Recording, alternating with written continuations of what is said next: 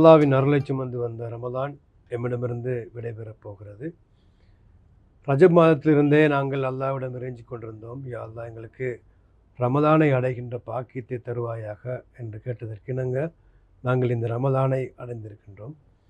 இந்த ரமலான் மனிதனிலே ஆன்மீக பக்குவத்தை ஏற்படுத்துவது போல சமூகத்திலும் நிறைய மாற்றங்களை ஏற்படுத்தியிருப்பதை நாங்கள் இந்த ரமலானிலே கண்டு கொண்டோம். உண்மையில் நியூஸ் நவ் ஊடகம் என்ற வகையில் நாங்கள் சமூக நல்லிணக்கத்தை அதிகம் ஆதரிக்கின்றவர்களாக இருக்கின்றோம் என்ற வகையில் இந்த ரமலானிலே இதுக்கான நிறைய ஏற்பாடுகள், நிறைய செயற்பாடுகள் நடைபெற்றதை நாங்கள் கண்கூடாக பார்த்திருந்தோம். அந்த வகையில் இன்று நாங்கள் ரமலான் சமூக ரீதியாக அடைந்து கொண்ட விவகாரங்கள் சம்பந்தமாக இங்கு நாங்கள் கலந்துரையாடவிருக்கின்றோம். இங்கு இது தொடர்பில் எங்கள் பகன மீடியா நிறுவனத்தின் முகாமைத்துவ பணிப்பாளர் ஷேக் அப்துல் முஜீப் அவர்கள் எங்களோடு இணைந்து கொண்டிருக்கின்றார்கள். உண்மையிலேயே சமூகத்திலே ரமலானிலே நடக்கின்ற விடயங்களை விட ஏனைய 11 மாதங்களிலும் சமூக நல்லிணக்கத்துக்காக உழைக்கின்ற ஒரு நிறுவனத்துடைய தலைவர், அதனை வழிகாட்டி நடத்தி செல்கின்றவர் என்ற வகையில் ரமலானிலே அதற்குரிய அடைவுகள் சம்பந்தமாக, அந்த நல்லிணக்க செயற்பாடுகளின் அடைவுகள் சம்பந்தமாக நாங்கள் இப்பொழுது கலந்துரையாடவிருக்கின்றோம். நான் நினைக்கின்ற நிறைய விடயங்கள் ரமலானிலே நடைபெற்றன. அனைத்தும் பாசிட்டிவான விடயங்களாக தான் இருந்தன. நீங்கள் அதனை எப்படி கண்டு கொண்டீர்கள்? பிஸ்மில்லாஹிர் ரஹ்மானிர் ரஹீம். அன்புள்ள நேயர்களே, அஸ்ஸலாமு அலைக்கும் வரஹ்மத்துல்லாஹி வபரகாத்துஹு. ரமலானுடைய நோக்கத்தை பற்றி சொல்லுகின்ற பொழுது அல்லாஹு தஆலா குத்திபா அலைக்குமுஸ் ஸியாமு கமா குத்திபா அலல்லதீன மின் கப்லிக்கும் லஅல்லக்கும் தத்தகூன், உங்களுக்கு முன்னர் வாழ்ந்தவர்கள் மீது நோன்பை அல்லாஹு தஆலா கடமையாக்கியதைப் போல உங்களுக்கும் அல்லாஹ் நோன்பை கடமையாக்கினான். எதற்காக என்றால் நீங்கள் இறையச்சம் உள்ளவர்களாக மாறுவதற்காக. எனவே ரமலான் என்பது எங்கள் மத்தியிலே இறையச்சத்துக்குரிய அந்த சூழலை, அதுக்கான பண்பை, அதுக்கான பயிற்சியை, வழிகாட்டலை எல்லாம் ஏற்படுத்துவதற்காகத்தான் அல்லாஹ்வால் இந்த ரமலான் மாதம் தரப்பட்டது என்ற விஷயத்தை இந்த வசனத்தினூடாக அல்லாஹு தஆலா சொல்கிறான். உண்மையிலே இந்த நோக்கத்தை அடைய வேண்டும் என்ற அடிப்படையில் தான் ரமலானுடைய தலைப்பிறை கண்டது முதல் அந்த பெருநாளுடைய தலைப்பிறை தருகின்ற வரைக்கும் மக்கள் அதற்காக வேண்டிய முயற்சிகளை செய்கிறார்கள். குறிப்பாக ரமலான் மூலமாக ஆன்மீக ரீதியான பக்குவத்தை அடைந்து கொள்வதற்காக எடுக்கப்படுகின்ற முயற்சிகள் ஏராளம் இருக்கின்றன. பள்ளிவாசல்களிலே ஹிஸ்போதுவார்கள், அதே போல் தராவி தொழுவார்கள், வசூலுள்ளவர்கள் உம்ராவுக்கு போவார்கள். என்றால் ஹதீஸ்களில் வருகிறது, ரமலானுடைய காலத்திலே உம்ராவுக்கு செல்வது ரசூல் ஸல்லல்லாஹு அலைஹி வஸல்லம் அவர்களோடு ஹஜ் செய்வதற்கு சமன் என்று வருகிறது. எனவே அந்த நன்மையை அடைந்து கொள்ள வேண்டும் என்ற அந்த ஆசையின் காரணமாக மக்கள் ரமலான் காலத்தில் உம்ராவுக்கு செல்வதை பார்க்கிறோம். இவ்வாறு அதிகமாக குர்ஆன் ஓதக்கூடிய மக்களை பார்க்கிறோம். இப்படி ஆன்மீக ரீதியான அடைவுகளுக்காக வேண்டி ஏராளமான முயற்சிகளை மக்கள் வருடந்தோறும் இந்த ரமலான் மூலமாக செய்வதற்கு முயற்சிக்கிறார்கள். ஆனால் நீங்கள் கேட்டதைப் போல இந்த ரமலான் சமூக நல்லிணக்கத்தை தருவதற்கான ஒரு மிகப்பெரிய காலமாக இருக்கிறது. நாங்கள் நோன்பை அல்லாஹ் தஆலா அமைச்சிக்கிற முறையை எடுத்து பார்த்தா முழு உலக முஸ்லீம்களும் பெருநாளுக்கான அந்த நோன்புக்கான முறையை பார்க்குறாங்க. அங்கே எல்லோரும் ஒன்றுபட்டிக்கிறாங்க. யாரும் தனித்தனியாக நோன்பு பிடிக்கலாது. அது ஒரு நாட்டில் இருந்தாலும் சரி, அல்லது ஒரு பிராந்தியத்தில் வாழ்ந்தாலும் சரி, அந்த பிராந்தியமோ அல்லது நாடோ சேர்ந்து தான் அவங்க பெருநாள் நோன்பு பிறையை தீர்மானிக்க வேண்டிய. அப்போ அங்கே ஒரு ஒற்றுமை, நல்லிணக்கம், எல்லாரும் சேர்ந்த அந்த ஒருமைப்பாடான ஒரு வேலையை பற்றிய ஒரு அர்த்தத்தை நாங்கள் அதில் பார்க்குறோம். அதே மாதிரி நாங்கள் சாறு செய்கிறந்தாலும் எல்லாரும் அந்த டைமில் தான் எல்லோரும் விரும்புகிறோம். இலங்கையில் இருக்கிறவங்க பகலைக்கும் மற்றவங்க ராவைக்கும் அப்படி இல்லையே.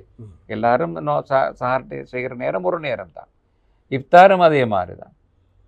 தராவி தொழுகிறோம்ன்றா அது இரவு அதுக்குரிய நேரம். அப்படி பார்க்குற நேரம் ஒட்டுமொத்த முஸ்லீம்களும் ஒரே நேரத்தில் ஒரே காலப்பகுதியில் ஒரே விதமான செயலை செய்கின்ற ஒரு காலப்பகுதியாக இந்த ரமலானுடைய காலம் இருக்கிறது. ஏனைய வணக்க வழிபாடுகளிலும் இந்த உண்மை இருக்கிறது. கூடுதலாக இந்த ரமலானிலே நிறைய இருக்கிறது. எனவே இந்த வணக்க வழிபாடு வெறுமனே நாங்கள் பசியோடும் தாகத்தோடும் இருப்பதற்கு அப்பால் ஆன்மீக பக்குவத்தையும் தருகிறது. அதே நேரம் அது நீங்கள் சொன்னதைப் போல சமூக நல்லிணக்கத்தை உருவாக்குவதற்காக, கூட்டாக இணைந்து செயல்படுவதற்கான உணர்வை அதிகமாக தருகின்ற ஒரு காலப்பகுதியாக ரமதான் மாதம் இருக்கிறது என்பதைத்தான் நாங்கள் இந்த விளக்கங்களூடாக தெரிந்து கொள்ளக்கூடியதாக இருக்கிறது. உண்மையிலேயே உலமாக்கள் நீண்ட காலமாக வழிகாட்டி வந்ததற்கிணங்க சமூகம் இப்பொழுது செயற்பட தொடங்கி இருக்கின்றதை நானும் நினைக்கின்றேன். ஏனென்றால் இந்த வளமையாக ரமதான் என்று வருகின்ற பொழுது பிரச்சனைகள், கருத்து வேறுபாடுகள் இப்படியெல்லாம் ஒளிபெருக்கியல் ஊடாக சண்டை பிடிப்பதும் நிறைய பிரச்சனைகள் வருகின்றன. கடந்த வருடமும் இந்த வருடமும் நான் நினைக்கின்றேன் அப்படியான சர்ச்சைகள் நாங்கள் காண முடியவில்லை. அந்த வகையில் சமூகம் தங்களுக்குள்ளால் ஒன்றுபட்டிருக்கின்றது என்று நான் நினைக்கின்றேன்.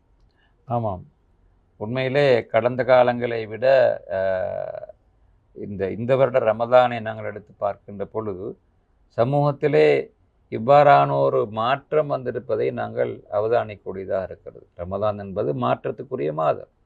எனவே எவ்வாறு தனிநபர் மத்தியிலே ஆன்மீக ரீதியான மாற்றம் வருகிறதோ அது மாதிரி தான் சமூகத்திலும் அந்த மாற்றம் வர வேண்டி இருக்கிறது, அந்த சகிப்புத்தன்மை வர வேண்டி இருக்கிறது, ஒற்றுமையாக செயல்படக்கூடிய தன்மை வர வேண்டி இருக்கிறது.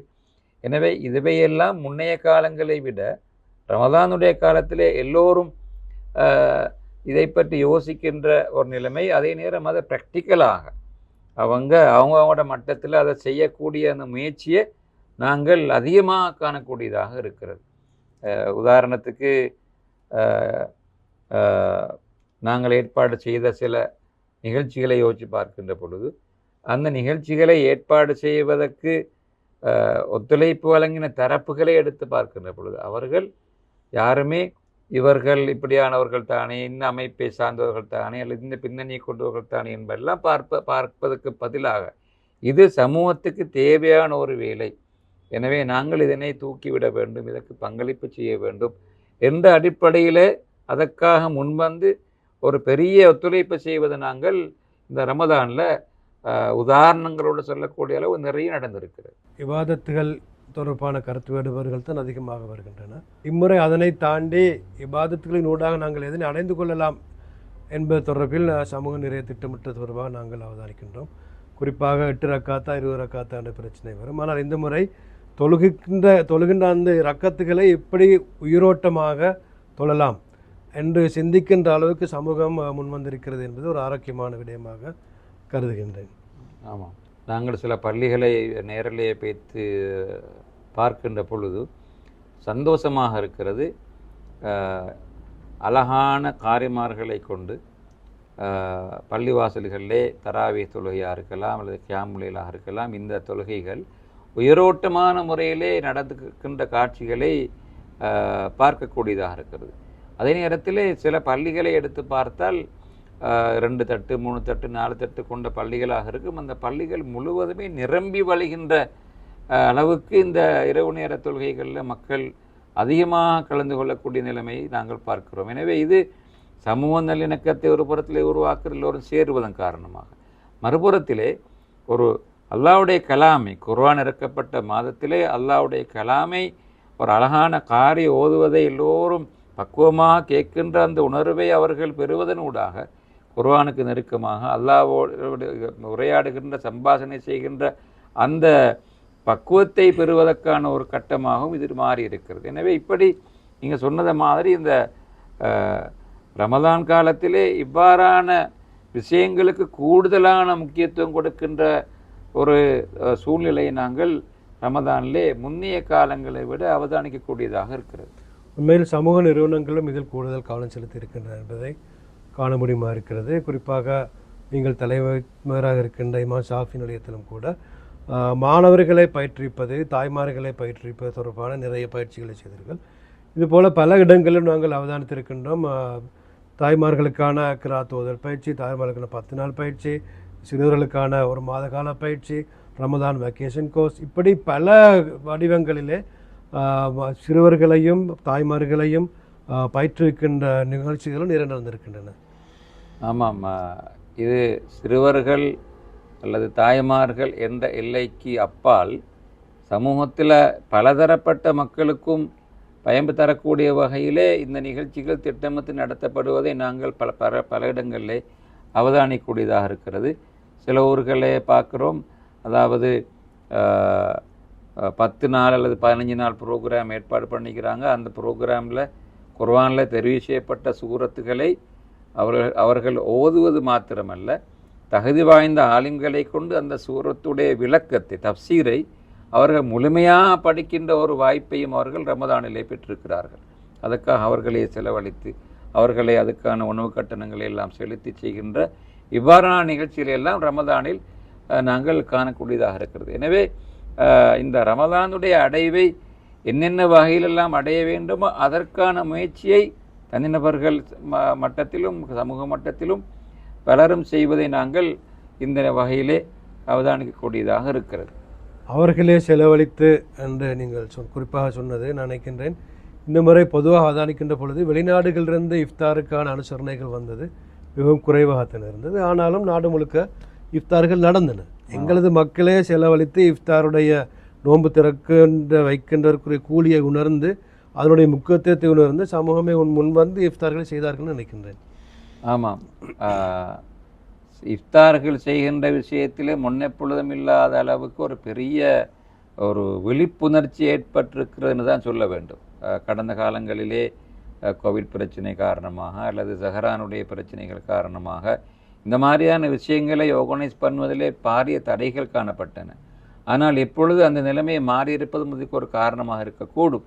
எப்படியோ இந்த சமூக சூழல் இப்பொழுது இதுக்கு ஏற்றாற்போல் மாறியிருப்பதன் காரணமாக இந்த ரமலான் கடந்த ரமலானோடு ஒப்பிடுகின்ற பொழுது அதிகமான இஃப்தார் நிகழ்ச்சிகளை ஆர்கனைஸ் பண்ணுகின்ற ஏற்பாடு செய்கின்ற ஒரு காலமாக காணக்கூடியதாக இருக்குது. விசேஷமாக சமூகத்திலே நாங்கள் பேசுகின்ற இந்த சமூக நல்லிணக்கத்தை முஸ்லிம் சமூகத்துக்குள்ளேயும் முஸ்லிம் சமூகத்துக்கு வெளியிலேயும் அந்த இணக்கப்பாட்டை உருவாக்குகின்ற அடிப்படையில் எங்களை அறிமுகம் செய்கின்ற அடிப்படையிலான நிகழ்ச்சிகளை செய்கின்ற பலருடைய இஃப்தார் நிகழ்ச்சிகளை நாங்கள் இந்த வகையிலே அவதானிக்கின்றோம். அந்த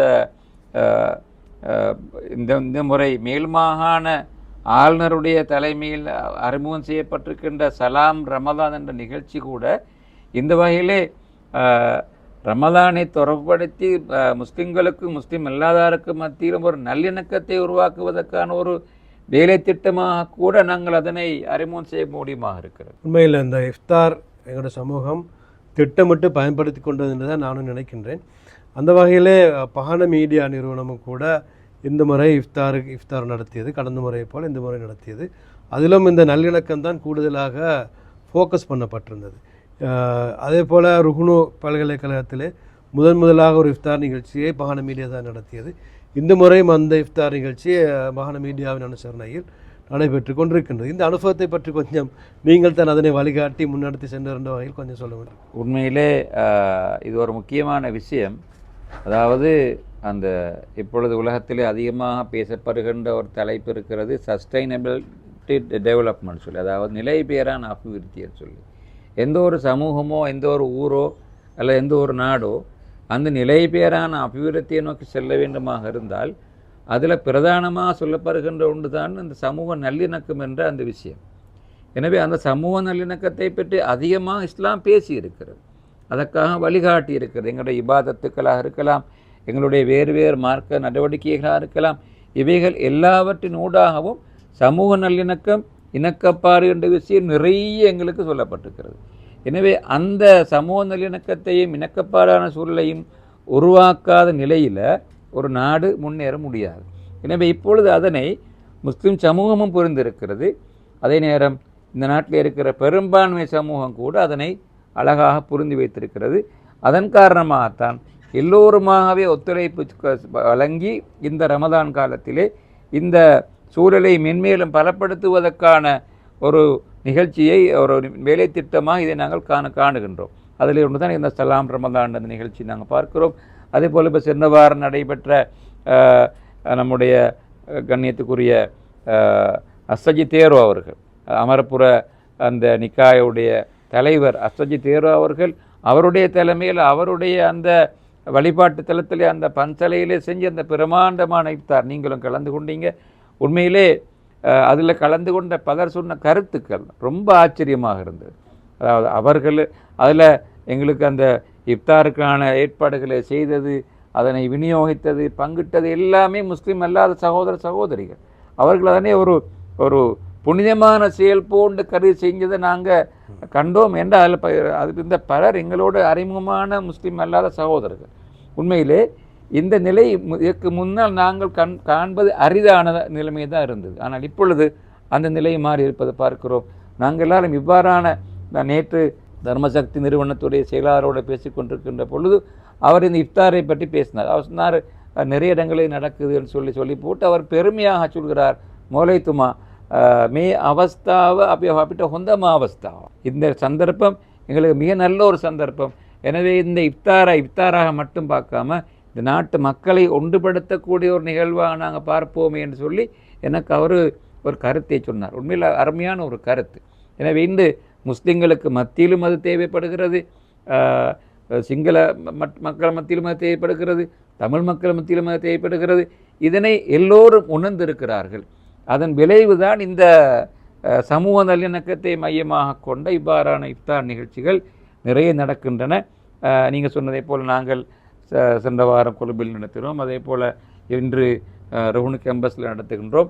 இது அல்லாமல் நாட்டில் வேறு பல இடங்களில் வேறு பல நிறுவனங்கள், அமைப்புகள், பள்ளிவாசல் சம்மேளனங்கள், ஜமியத் உலமாவுடைய கிளைகள் என்று இவங்கள் எல்லாம் இந்த வேலைகளை செஞ்சு கொண்டிருக்கிறாங்க.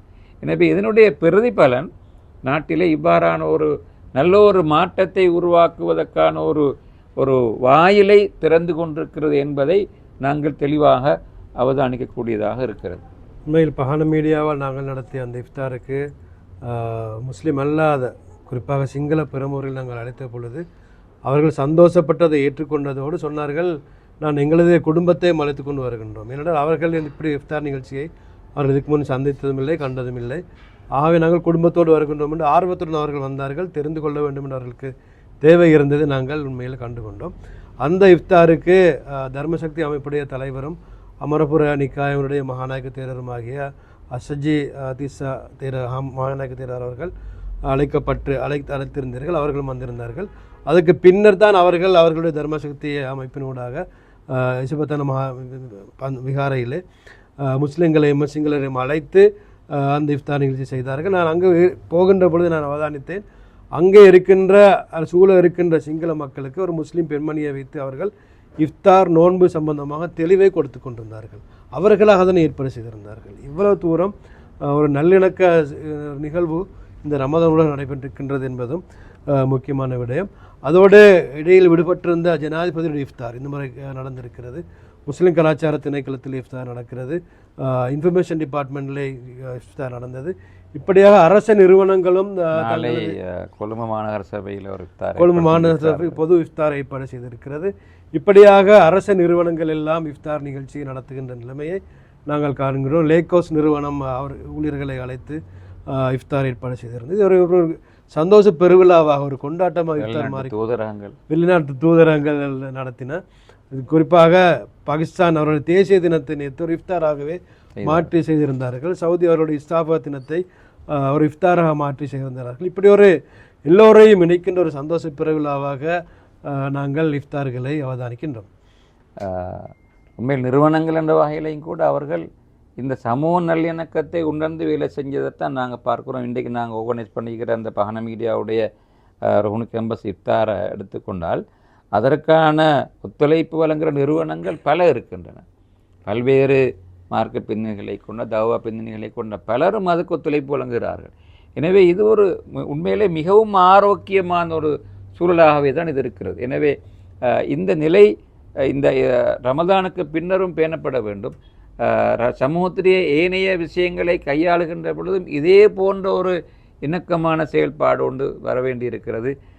எல்லோரும் சேர்ந்து அந்த வேலைகளை திட்டமிட்டு ஒன்றாக இணைந்து வேலை செய்கின்ற ஒரு சூழலை உருவாக்குவதற்கு இந்த ரமதான் நல்ல ஒரு களமாக இருப்பதை நாங்கள் காணக்கூடியதாக இருக்கிறது. உண்மையில் ரமதான் வருடத்துக்குறமே எங்களிடம் வருவது ஒரு மாற்றத்தை ஏற்படுத்திவிட்டு செல்வதற்காகத்தான்.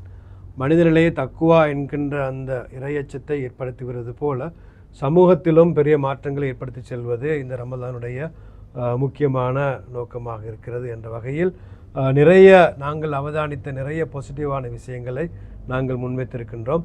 எப்படி ரமதான் முடிந்ததன் பின்னர் அந்த தக்குவா என்ற உணர்வை அடுத்த 11 மாதங்களுக்கும் நாங்கள் பேண வேண்டிய தேவை இருக்கிறதோ, அதே போல் இந்த முறை ரமதான் உருவாக்கி தந்த சமூக நல்லிணக்கத்தையும் நாங்கள் அடுத்த 11 மாதங்களுக்கும் பேண வேண்டிய தேவை எங்களுக்கு இருக்கிறது.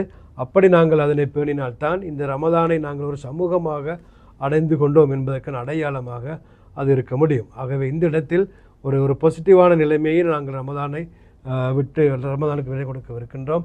எதிர்வரும் ரமதான் இதைவிட சிறந்ததாக அமைய வேண்டும் என்ற பிரார்த்தனைகளுடன் நாங்கள் நிகழ்ச்சியிலிருந்து விடைபெறுகின்றோம். அஸ்ஸலாமு அலைக்கும் வரஹ்மத்துல்லாஹி வபரகாத்துஹு. வலைக்கும் அஸ்ஸலாம் வரஹ்மத்துல்லாஹி வபரகாத்துஹு.